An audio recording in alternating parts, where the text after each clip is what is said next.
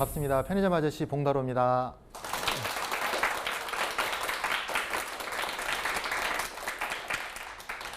제가 앞에서는 이제 편의점의 일상에 대한 이야기, 그리고 뭐 편의점에 대한, 제가 이제 편의점을 어떻게 하게 됐는지에 대한 말씀을 먼저 좀 드렸고요. 그러다 보니까 갑자기 제가 예상치 않게 인생이 바뀌었어요. 그래서 뭐 그전에는 경영주님, 전주님, 뭐 편의점 사장님 이렇게 불리다가 닭살 돋는 작가님이라는 이름까지 좀 되게 됐는데, 그래서 뭐 작가와의 만남이라든지 뭐 이런 뭐 독자와 대화하는 시간 이런 걸 많이 갖게 됐는데, 항상 가게 되면 늘 고정적으로 받는 질문 중에 하나가 어떻게 해서 이런 책을 쓰게 되셨어요? 시간이 없을 텐데 라는 그런 말씀, 그리고 어떻게 하면 글을 잘 쓸 수 있나요? 라는 질문을 하시는데, 사실은 저는 그런 것과 크게 인연을 갖고 살아온 사람이 아니고, 또 제가 글을 잘 쓴다는 생각도 해보지 않아서 뭐 그런 것에 대해서 깊이 생각해 본 적은 없어요. 그런데 제 나름대로 어떻게 하면 좋은 글을 쓸 수 있을까 라는 것을 제가 2부에서 여러분과 말씀을 좀 나누고 합니다. 제 나름대로는 글 쓰는 방법은 딱 3가지인 것 같아요. 제가 갖고 있는 글을 쓰는, 그 중에 첫째가 쉽게, 네.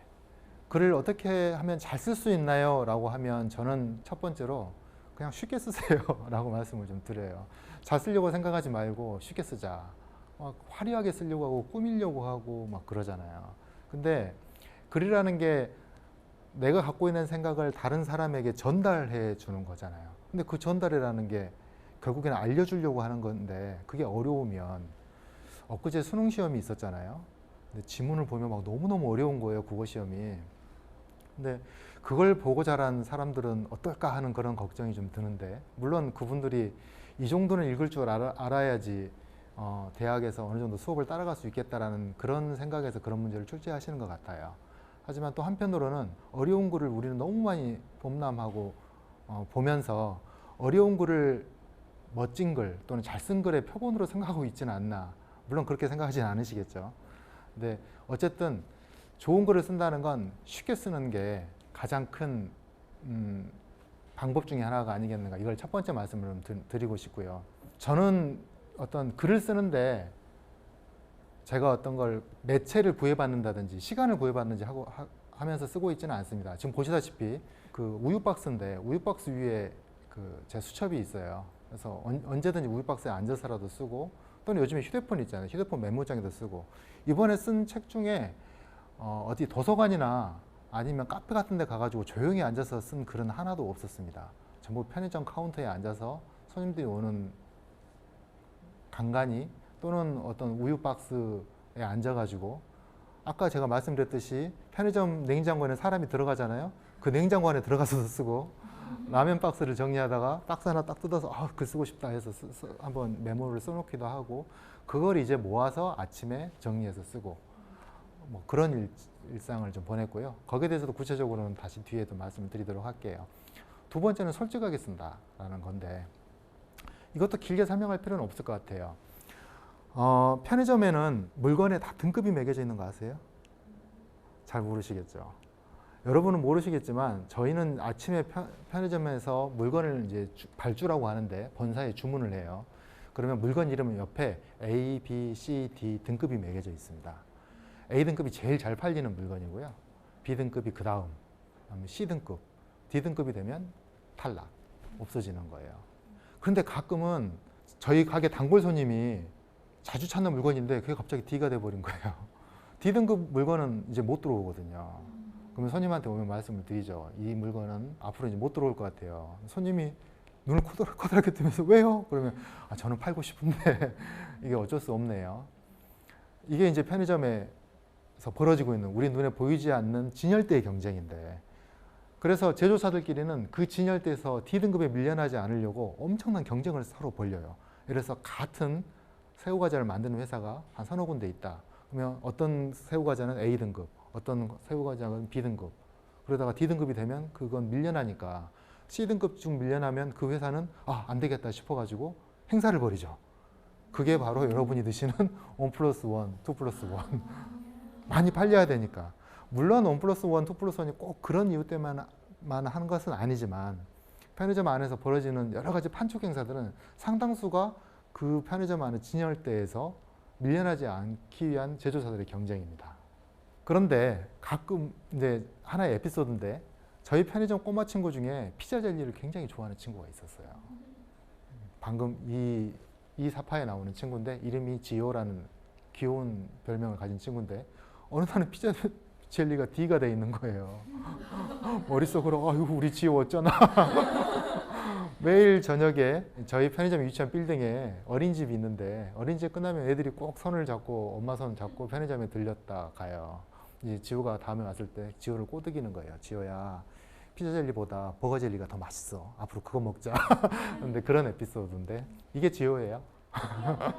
예. 그리고 이게 지효가 저한테 마트 삼촌 하고 해가지고 하트 뿅뿅 그려가지고 보내준 엽서고요. 저랑 지효랑 찍은 사진입니다. 허락 맡으신 거예요? 네.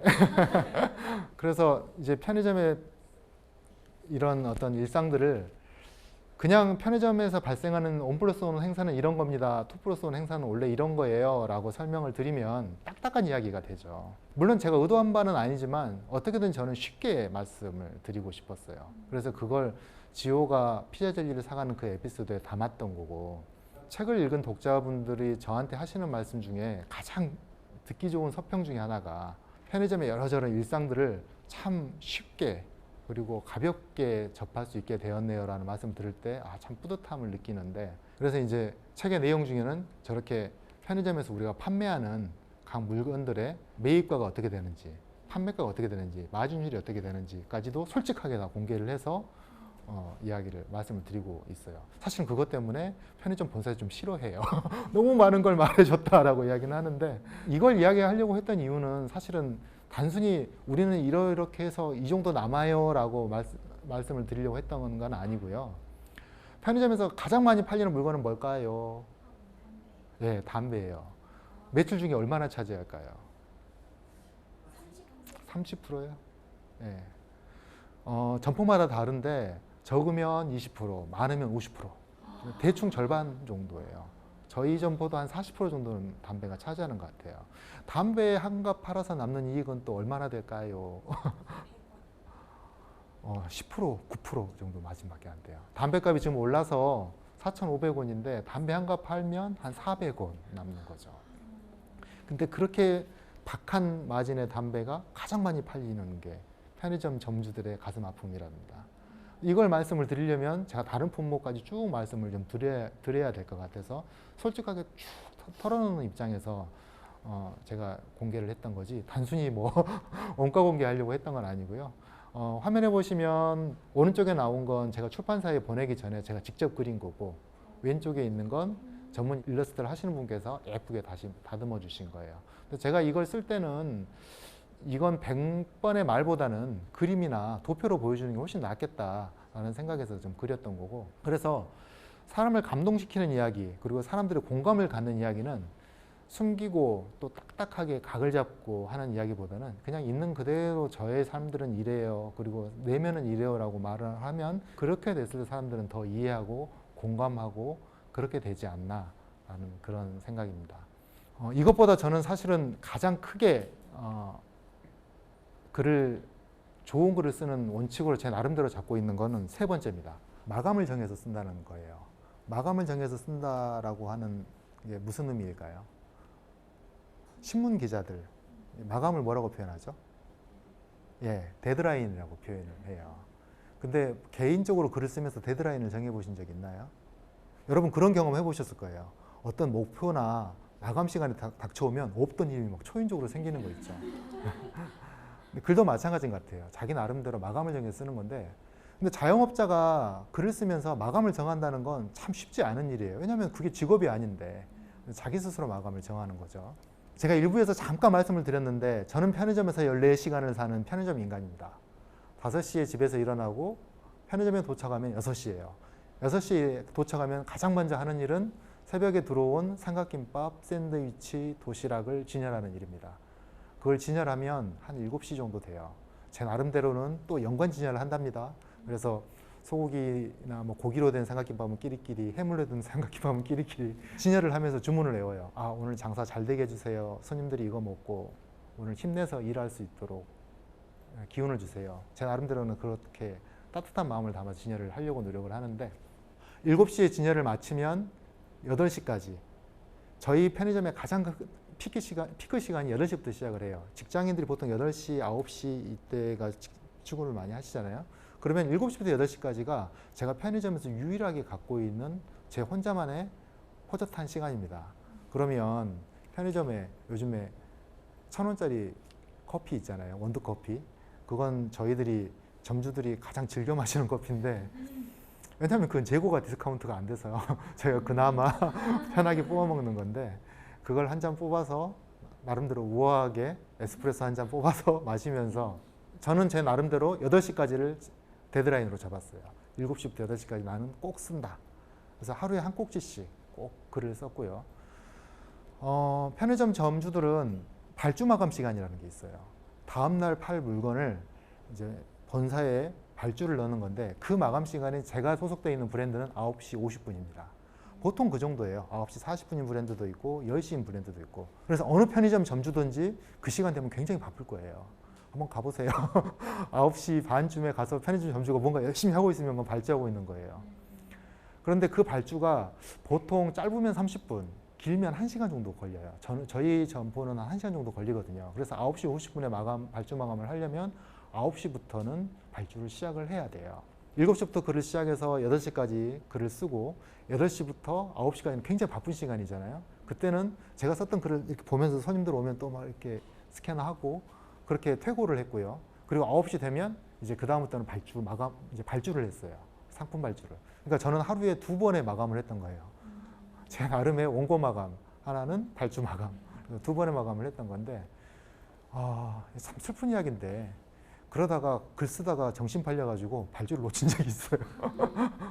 한 2-3번 그런 적이 있는데 같이 편의점에 일하는 친구한테 엄청 혼났죠. 그렇게 되면 그 다음날 팔 물건이 없는 거거든요. 지금 화면에 보이는 그 모니터가 저희가 발주를 하는 모니터고요. 카운터 바로 옆에 있습니다.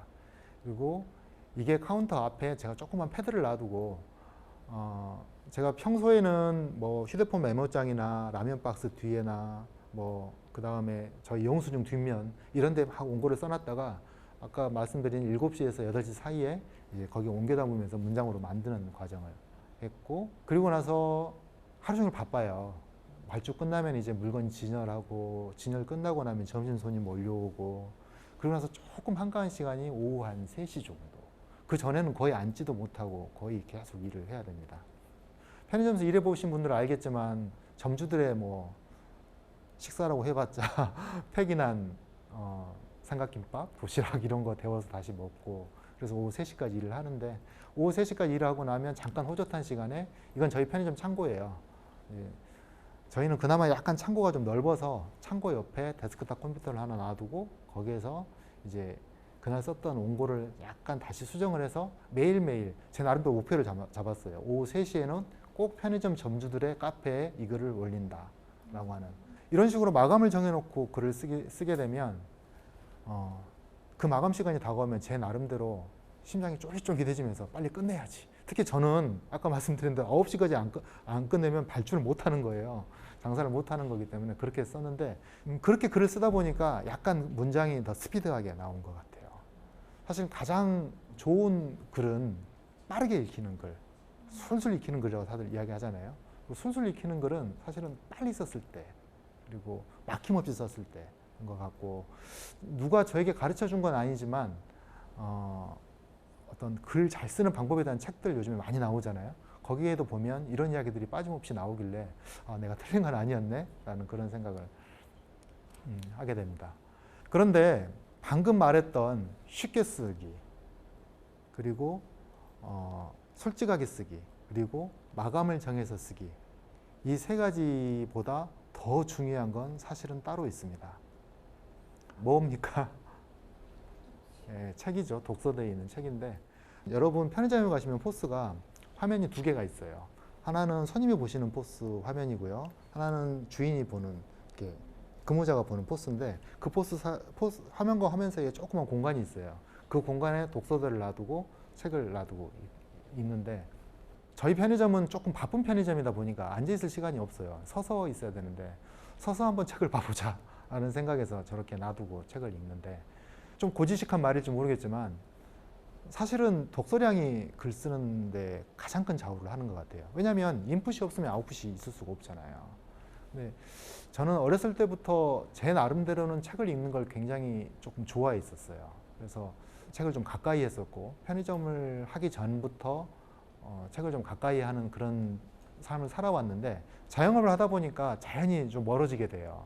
근데 어떻게든지 토막 시간을 이용을 해서 책을 읽어볼까 하는 그런 아이디어에서 나온 거였는데 저렇게 읽는 책이 한 달에 몇 권 정도 될 것 같습니까? 저게 뭐 읽다가 손님들 오면 다시 또 봐야 되고 그러면은 내가 봤던 때 다시 또 보고 막 이렇게 해야 되는데 저렇게 보는 책이 1년에 제가 쭉 정리를 해봤더니 한 50권 정도 돼요. 그냥 서서 볼 뿐인데 제가 독서량이 이렇게 많아요 이렇게 자랑하려는 건 아니에요. 한번 여러분도 해보시라. 굉장히 토막 시간이라는 건 굉장히 좀 중요한 건데 우리는 그 토막 시간을 그냥 SNS 잠깐 본다든지 이런 시간으로 많이 활용을 하는데 그리고 어떤 신문을 본다든지 텍스트를 보는 것을 또 책과 동일시하는 게 있지만 사실 책이라고 하는 건 한 사람의 굉장히 많은 노력이 들어간 결정체거든요. 이런 말씀을 해요. 저는 책은 안 보지만 굉장히 많은 텍스트를 읽어요. 신문도 많이 보고요. 잡지도 많이 보고 뭐 인터넷도 많이 봐요. 하지만 물론 그런 텍스트도 중요하지만 저는 책이라는 텍스트가 여전히 유효한 그런 매력과 장점은 집약된 지식 그리고 체계화된 지식을 한눈에 볼 수 있다는 거고 그래서 그런 것을 계속 보고 연습했던 사람과 단편적인 지식을 계속 접했던 사람과의 차이는 지금 현재 당장은 드러나지 않지만 먼 미래는 드러나지 차이가 나타나지 않을까 하는 생각이에요.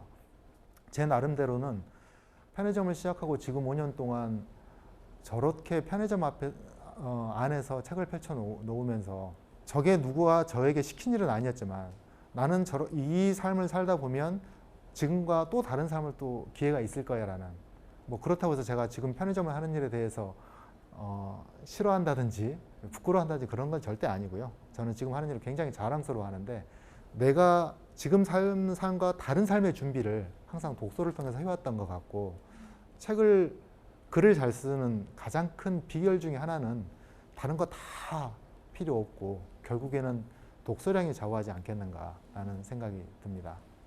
약간 거창한 말이지만 그런 말을 들은 적이 있어요. 지금 당신의 10년 후를 내다보는 거울은 지금 만나고 있는 사람과 지금 읽고 있는 책이다. 근데 저는 일부에서 말씀드린 대로 원래부터 글을 쓰는 사람은 아니었어요.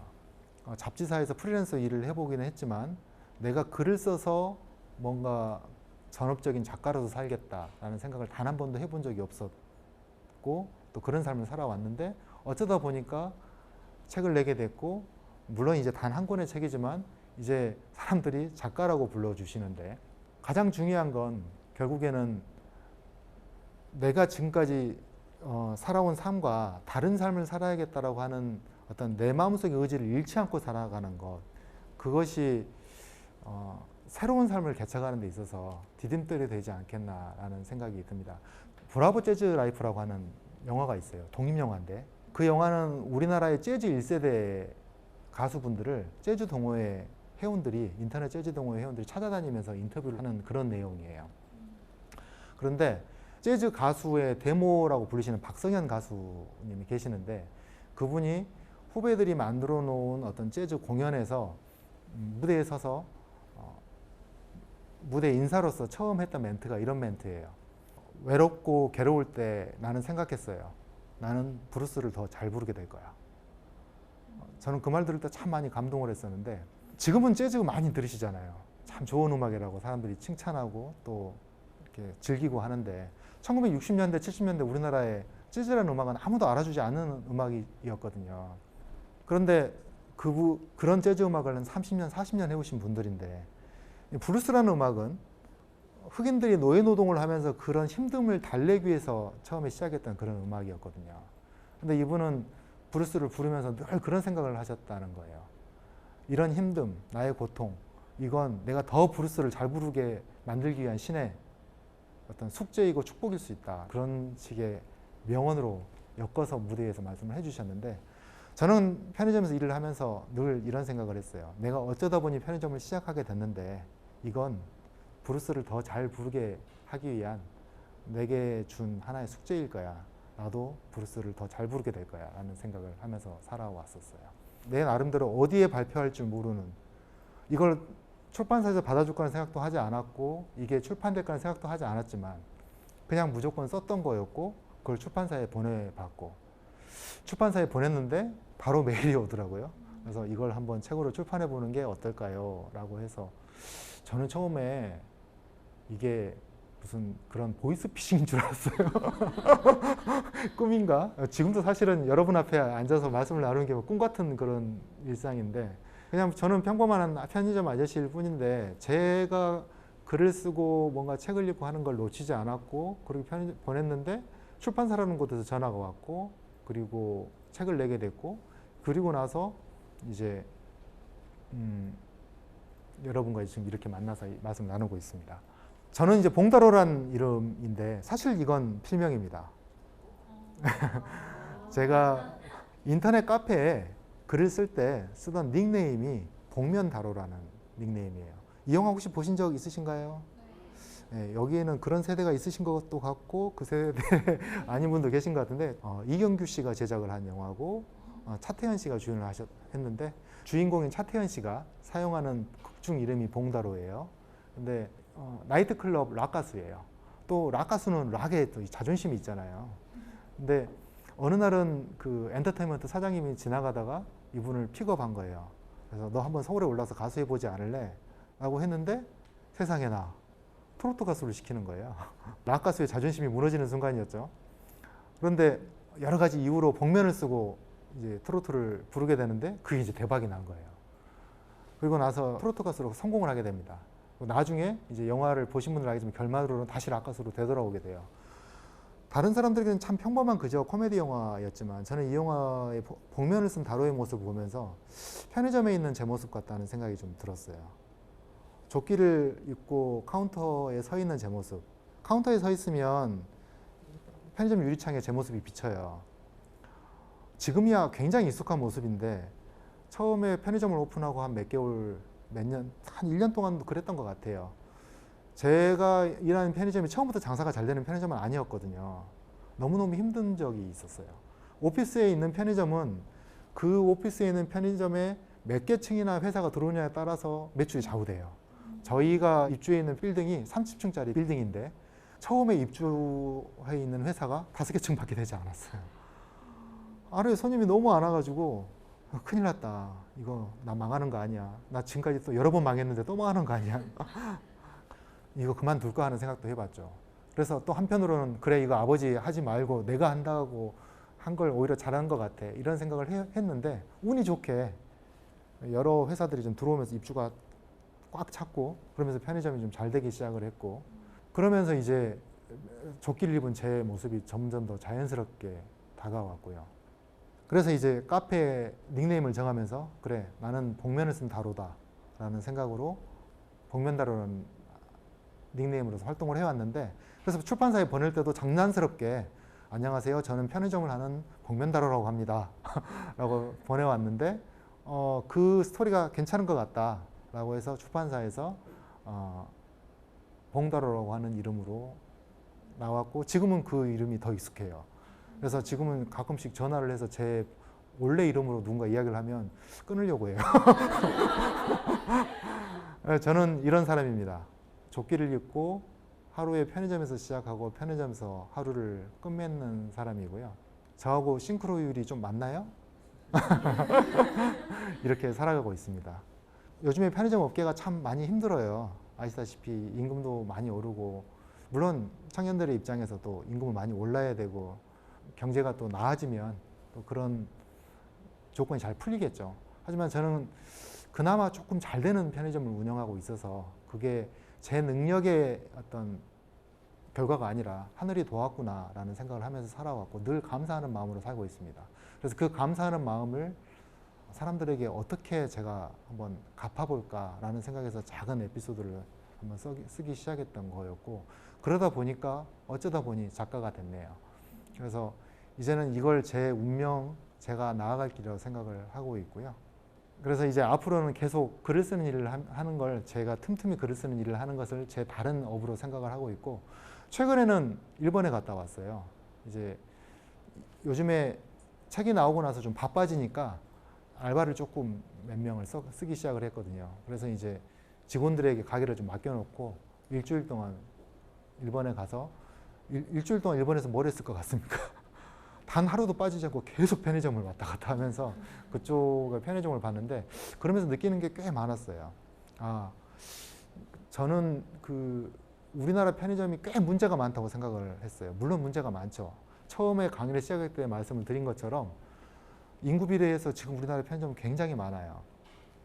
하지만 또 그렇지 않은 측면이 또 존재하는구나 하는 것도 일면으로 또 보고, 일본 편의점은 우리하고 또 다르게 점주를 모집하는 것도 세 차례 면접을 봐서 뽑더라고요. 이런 점이 많이 다르더라고요. 그래서 우리나라 편의점이 일본과 비교해서 이런 점은 배워야겠구나, 또 이런 점은 우리가 또 장점이구나 하는 것들을 여러 가지 좀 보게 됐는데, 어쩌다 보니 편의점에 대한 에세이를 하게 됐고, 이제 편의점에 대한 글을 쓰는 것을 전문으로 하는 일을 하게 됐는데, 이게 제가 갖게 된 새로운 또 일이자, 글을 쓰는 사람으로서 전국에 4만 명이나 되는 편의점 점주 중에 글을 쓰는 사람이 몇 명이나 되시는지 모르겠지만 제가 갖게 된 일종의 사명이라고 생각을 하고, 더 재밌는 이야기, 그리고 더 내밀한 이야기들을 여러분과 나누는 그런 삶을 살아가려고 합니다. 이런 거 편의점에 많이 궁금해요 하는 거 있으면 저도 SNS를 하거든요.